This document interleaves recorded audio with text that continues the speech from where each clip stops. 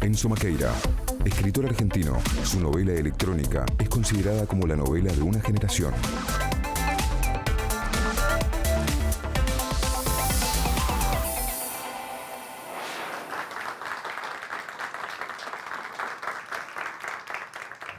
Hola, soy Enzo Maqueira y les voy a hablar sobre los límites cada vez más difusos entre literatura y periodismo narrativo. Cuando hablamos de periodismo narrativo se suele decir que es aquel periodismo que llevamos adelante o llevamos a cabo con las herramientas de la literatura. En la génesis de este periodismo, según diferentes autores, podemos pensar, por ejemplo, en el famoso Tom Wolfe, que en su prólogo al nuevo periodismo dice algo así como que el periodismo narrativo fue inventado por los norteamericanos en la década del 60 a partir de la publicación de un libro célebre que es A Sangre Fría de Truman Capote. Están ahí también en ese contingente Guy Talese, Norman Mailer y otros. Pero bueno, como buenos yanquis, creen que la historia la inventaron ellos, no fue así. Antes, decimos acá en Argentina, no, antes del nuevo periodismo de estos estadounidenses que escribían sus crónicas y que jugaban a la literatura desde el periodismo o jugaban al periodismo desde la literatura, apareció Rodolfo Walsh, nuestro gran Rodolfo Walsh, con Operación Masacre, que había hecho algo parecido varios años antes, pero claro, como estamos en Argentina no aparecemos en la historia. Pero en realidad van a decir los colombianos, no. Antes García Márquez escribió Relato de un náufrago por entregas en el diario El Espectador, también partiendo de la realidad, basándose en hechos reales, para contar una historia con las herramientas de la literatura, que de eso se trata. Pero si seguimos hacia atrás, nos vamos a preguntar entonces dónde ponemos, por ejemplo, a Rubén Darío o a José Martí, grandes prohombres de finales del siglo XIX, principios del siglo XX. En el caso de Martí, además, un prócer cubano. En el caso de Rubén Darío, bueno, el padre del modernismo, que también mezclaban la literatura con el periodismo y hacían crónicas en donde se podía ver ese trabajo, esa interrelación entre las dos disciplinas. Pero incluso antes todavía podemos pensar que Daniel Defoe, por ejemplo, en el diario de la peste también hizo lo mismo, relatando los años de la peste con las herramientas de la literatura. Y antes podemos preguntarnos por los cronistas de Indias, aquellos que venían a América junto con los, comillas, conquistadores o colonizadores, y contaban aquel mundo que se descubría ante sus pies, utilizando, una vez más, herramientas de la literatura. Por ejemplo, las metáforas. Es cómo hace un conquistador, un español viniendo de España, se enfrenta ante un animal como el tapir. No sé si vieron un tapir alguna vez, es una mezcla de caballo con cerdo. Bueno, utilizando metáforas, utilizando comparaciones, utilizando sobre todo la imaginación, ¿no? Pero incluso antes, podemos seguir para atrás y podemos decir, ¿y la Biblia qué es? ¿Qué es la Biblia? Depende, para los creyentes puede ser un gran texto periodístico, una crónica, efectivamente. De hecho, el Evangelio según San Marcos está escrito como en forma de crónica.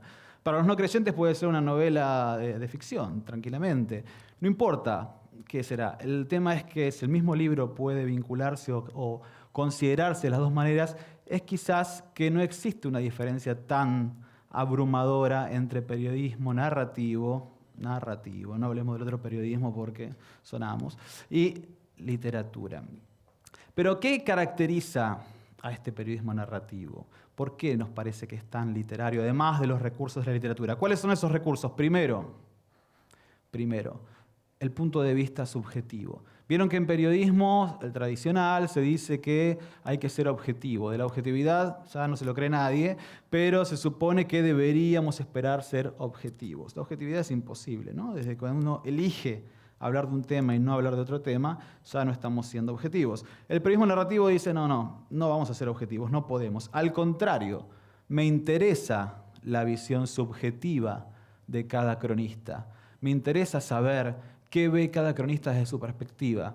Porque alguien que fue a Venecia en el año 1500 va a ver una Venecia muy distinta a alguien que va mañana al mismo lugar. porque la experiencia es otra, porque conocemos de Venecia cosas que ya no nos sorprenden. Uno va a Venecia ahora no se va a sorprender porque hay agua por todas partes. Ya todos sabemos, aunque no hayamos ido, que hay agua por todas partes en Venecia. Ahora, si vos vas en el 1500, caes así de golpe, dices, uy, mirá este lugar, hay agua por todas partes. Van a ser miradas distintas. E incluso la misma persona puede ir mañana a Venecia y estar en un estado distinto al que puede haber tenido ayer y ver otra Venecia. Entonces, lo primero es el punto de vista subjetivo. Cada narrador va a contar la realidad de acuerdo con su perspectiva, con diferentes anteojos, de acuerdo a sus creencias, a sus convicciones. Lo segundo es la posibilidad de que ese punto de vista se corra a una tercera persona. Es decir, no solamente cuenta la realidad de sus ojos, sino que también se traslada. Se puede poner en la cabeza de cualquier personaje, entrevistarlo, contar su historia, y podemos entender la realidad también desde esa perspectiva. Otro punto a favor de esta idea de que literatura y periodismo narrativo en realidad son parte de la misma cosa. En tercer lugar, la construcción de escenas, la construcción de diálogos, la aparición de los personajes, la forma en que se construyen los personajes. En periodismo decimos, un jubilado murió ayer luego de ser asaltado. ¿No? Un jubilado no es un personaje, es apenas una palabra, es un jubilado. Es, si se quiere, un concepto cargado de cierta valoración y ciertos prejuicios. En cambio, don Braulio, que se levanta todas las mañanas a las 6 y ceba mate para su mujer, que está postrada por una larga enfermedad, y baja a comprar el cuartito de miñones para que coma, ahí empieza a formarse una persona, un personaje. Empieza a verse una carnadura, empieza a verse algo más. Mejor dicho, empieza a verse algo. Pero no se trata solo de ver. Se trata de ver, se trata de oler, se trata de tocar, se trata de todos los sentidos, 5 sentidos. Yo siempre me olvido alguno, así que probablemente me lo olvide. Si lo que tocamos, lo que olemos, lo que saboreamos o gustamos, lo que vemos, lo que escuchamos, no me olvidé ninguno, me parece que no, estaban los 5 ahí. Perfecto. Lo importante en periodismo narrativo, así como en literatura, es mostrar con imágenes. Y para mostrar con imágenes necesitamos hacer referencia a estos 5 sentidos. Y es muy diferente mostrar que decir.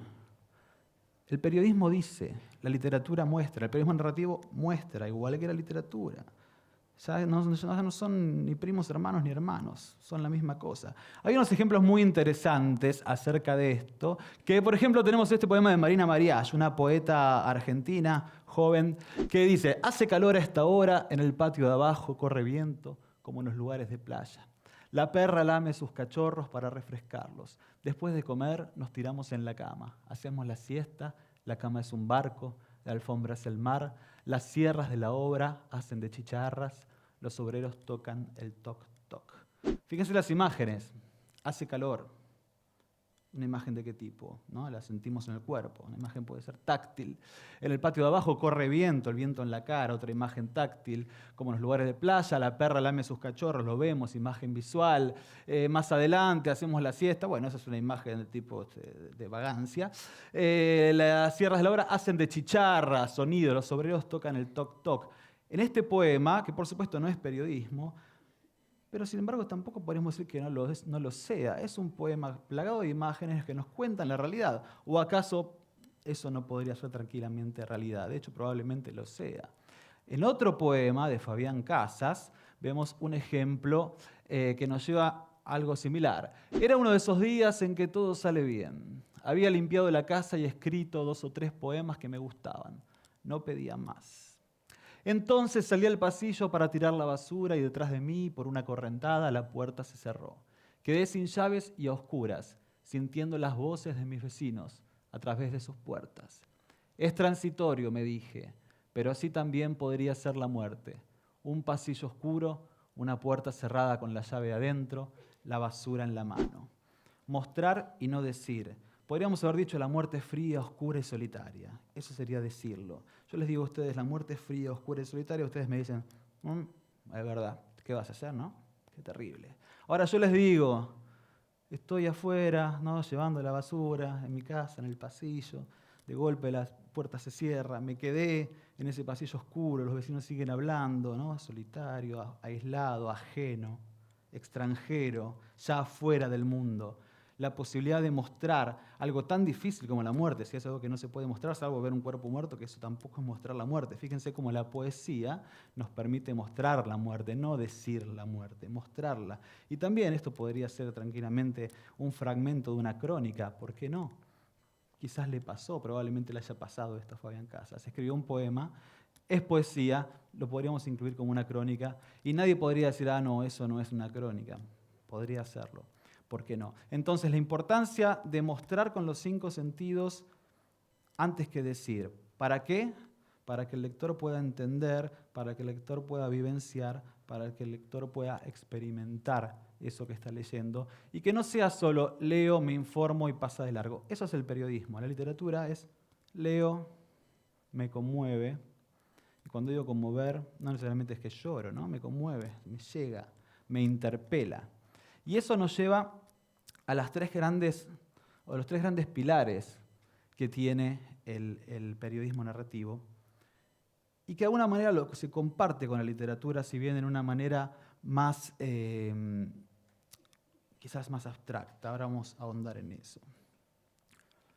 En el periodismo narrativo hay que informar, porque es periodismo, ¿no? Se informa. Informamos sobre algún aspecto del mundo que no conocíamos. En el periodismo narrativo tenemos que contar una historia, ¿no? El chiste del periodismo narrativo es que no nos dice lo que pasó, sino cómo pasó, qué, cómo, por qué. Entra en esas famosas 5 Ws del periodismo tradicional, las toma, las retoma, pero las profundiza, las amplía, las detalla, las extiende hasta el límite de sus posibilidades. Entonces, el periodismo narrativo informa, como todo periodismo, el periodismo narrativo cuenta una historia, como toda literatura, o como podría ser gran parte de la literatura, y el periodismo narrativo, además, interpela, como debe hacer el arte. El arte es literatura. Tenemos 2-1 a favor de la literatura, ¿no? Interpela y contar una historia. El otro es informar. Pero vamos a pensar, por ejemplo, en libros como Rojo y Negro de Stendhal. No sé si lo habrán leído, es un clásico, un bodoque importante, un hermoso libro, que fue escrito en alrededor del 1800 y que refiere la historia de un hombre, está basado en el caso real de un hombre, hijo de carpinteros, que mató a su señora y benefactora, su señora no su mujer, sí era su amante, pero además era su benefactora. Y Stendhal escribió ese libro como una novela, pero basado en hechos reales. Y hoy, que pasaron tantos años, lo leemos solo como una novela, nos olvidamos de los hechos reales, porque además él tomó diferentes hechos reales para armarlo. Pero si leemos la Ilíada o la Odisea, por ejemplo, de Homero, decimos, bueno, esta es una fantasía absoluta. Obviamente los dioses griegos no existen. Sin embargo, para los griegos existían en ese momento. Eran reales para ellos, estaban dentro de las posibilidades de la realidad. Entonces, lo que para hoy, para nosotros, es pura literatura, para ellos probablemente haya sido puro periodismo o algo muy parecido al periodismo. Los límites se corren, los límites son cada vez más difusos, sobre todo en nuestro tiempo. ¿Vieron cómo estamos hablando últimamente de la posverdad, ¿no? La posverdad, la construcción de relatos. Bueno, empezamos a entender, primero que le llamemos posverdad no quita que no haya existido, ahora no quita que no haya existido siempre, siempre hubo construcciones de relatos, siempre hubo verdades construidas y otras verdades que se le oponían, siempre la historia fue una lucha de tensiones entre verdades construidas. La diferencia es que quizás ahora, redes sociales mediantes y medios alternativos, podemos entender mejor cómo funciona esto. Antes quizás no teníamos tanta posibilidad de darnos cuenta. Abundan las escuelas de periodismo, las universidades, donde uno tiene un espíritu crítico acerca de esto, pero siempre existió. Si le llamamos literatura, si le llamamos periodismo, si le llamamos historia, bueno, poco importa. Yo tiendo, o prefiero, quizás porque soy escritor, llamarle literatura a todo, ¿no? Y quizás porque al llamarle literatura tengo la posibilidad de escapar de creerme dueño de alguna verdad. Por ahí hay unas sentencias que dicen que el periodismo construye verdades y la literatura busca las verdades, ¿no? Uno las construye, las otras las busca. Probablemente la literatura lo que haga es llenarnos de preguntas, mientras que el periodismo pretende llenarnos de certezas. Bueno, con el tiempo rápidamente aprendemos que esas certezas no existen como tal cosa, que las verdades son siempre bastante relativas y que es mucho más interesante reconocer en un texto la búsqueda de la verdad, la generación de preguntas y en todo caso el conocimiento, estar seguro, estar convencido de que eso que estamos leyendo es una verdad construida para abrir más preguntas, para abrir más dudas, para desacomodarnos de nuestro lugar de comodidad. Y eso tiene que ver con lo que decía antes de conmover, la idea de interpelar. Literatura y periodismo narrativo interpelan, deben interpelar. ¿Qué es interpelar? Te señala, te afecta, te conmueve, te duele, te alegra, te emociona, te saca de tu lugar de comodidad, te quita tus convicciones, te hace dudar de tus convicciones. Si no dudas de tus convicciones, si no dudas de tu lugar, si no te genera dudas, si no te plantea nuevos pensamientos, probablemente no tenga mucho sentido. ¿Para qué hacerlo si no genera nada de eso?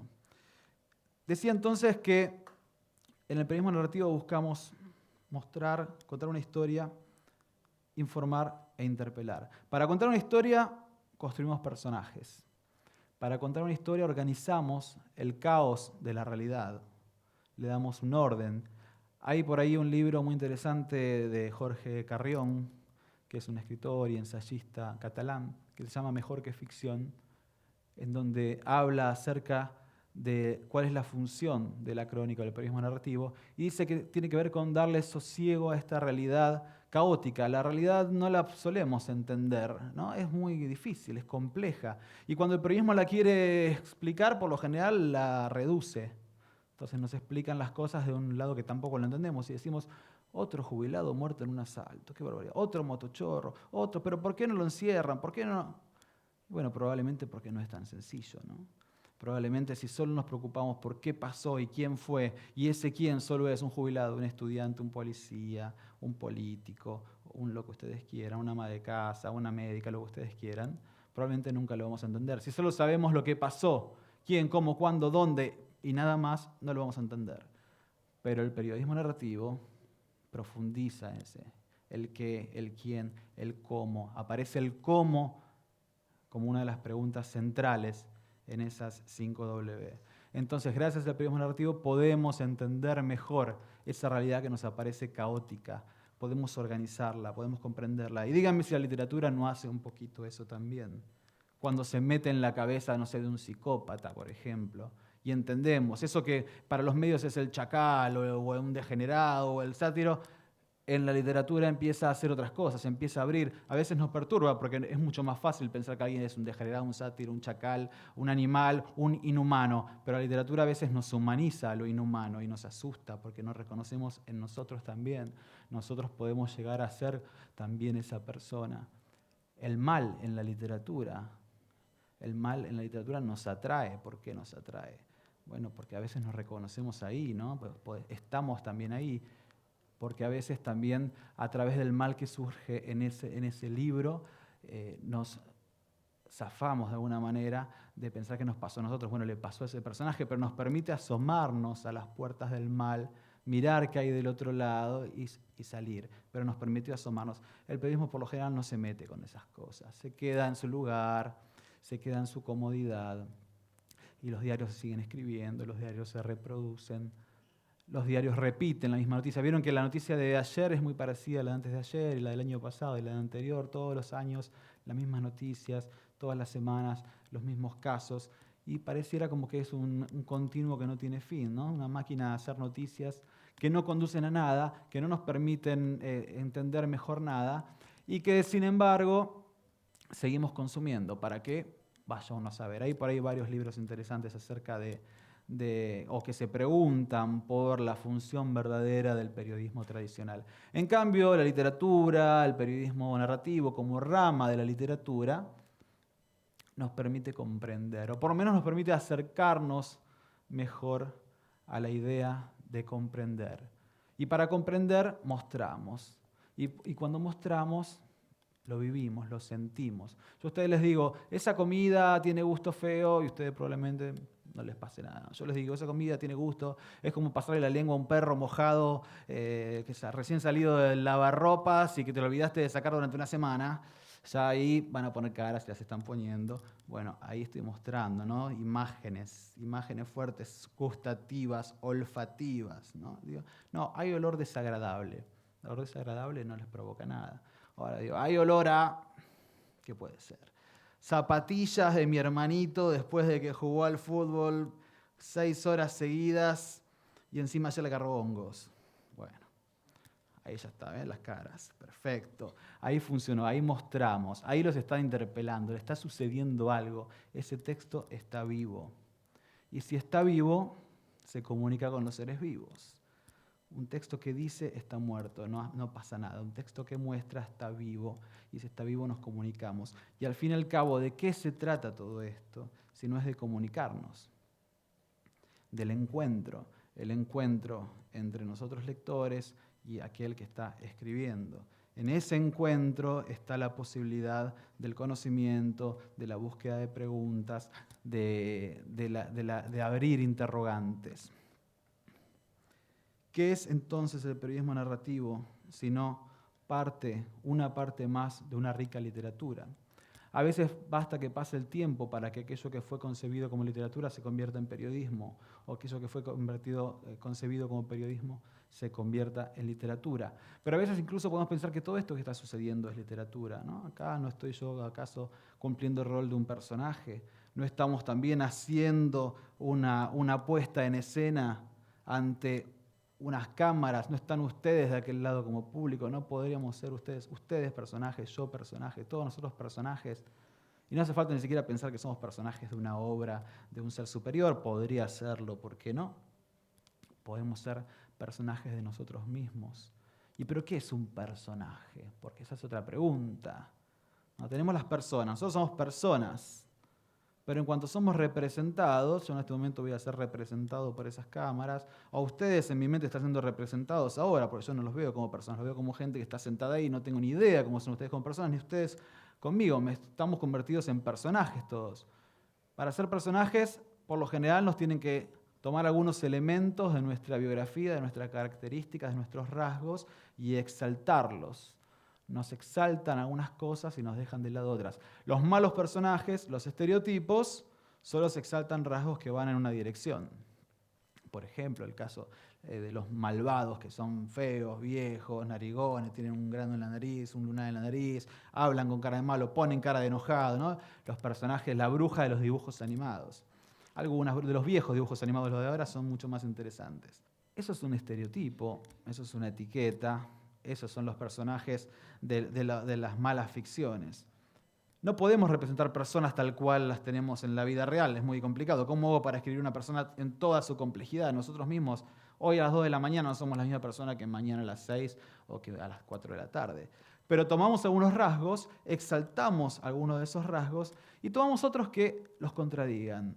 Ahí sale el personaje. Por ejemplo, puede ser malo, pero puede verse muy apuesto, ¿no? De hecho, en la realidad, y hubo en la historia argentina personajes muy nefastos, muy malos y también muy apuestos y muy agradables a la vista. Bueno, ahí es donde se construye bien un personaje.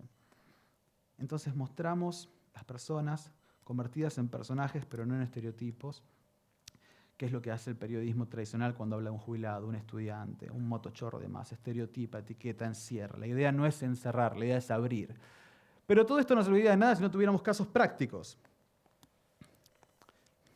Y voy a cerrar con una escritora y cronista y periodista que me gusta mucho y que está muy reivindicada últimamente, que es Sara Gallardo. Sara Gallardo tiene una obra descomunal por el volumen y por su versatilidad.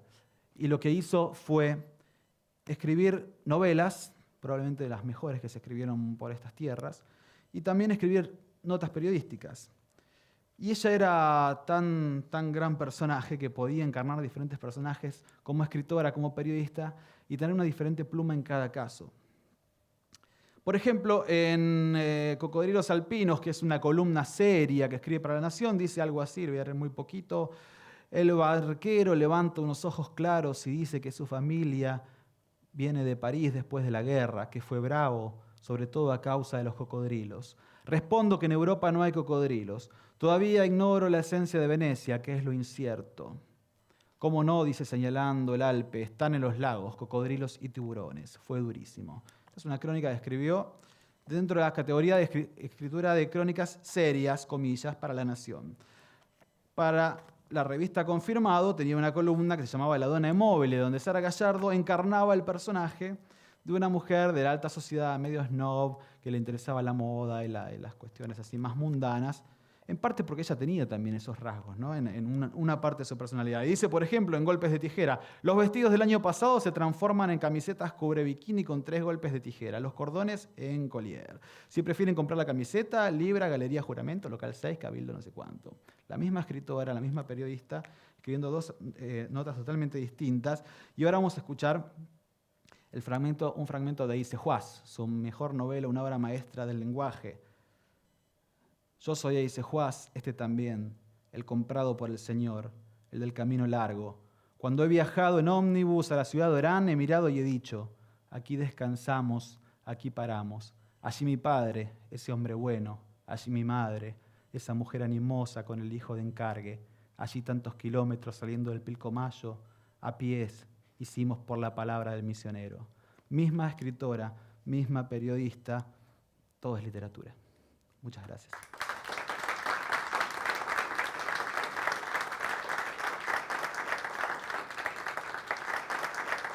Buenas noches, mi nombre es Angélica, soy estudiante de periodismo y quería preguntarte si es posible y si es posible, cómo podríamos hacerlo de incorporar ciertos detalles del periodismo narrativo en el periodismo tradicional, pero sin convertirlo en una obra narrativa. No sé si se entiende. Como es posible, depende del editor. Probablemente el editor te diga que no.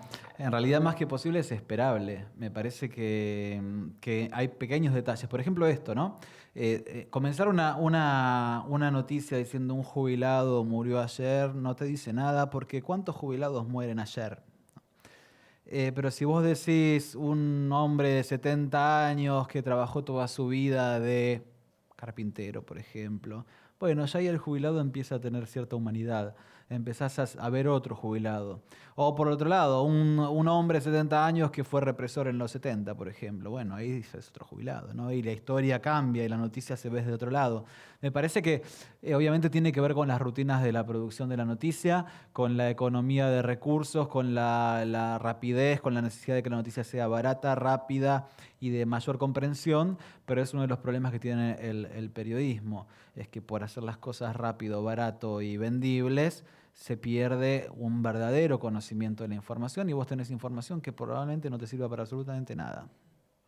Entonces, más que posible, es esperable. Y ustedes como alumnos y estudiantes, estaría bueno que empezaran a cambiar las cosas desde ahí. Pero bueno, siempre siempre le echamos el fardo a los estudiantes, ¿no? Pero bueno, todos lo hemos intentado y fracasamos. Es el momento para ustedes de fracasar. Gracias.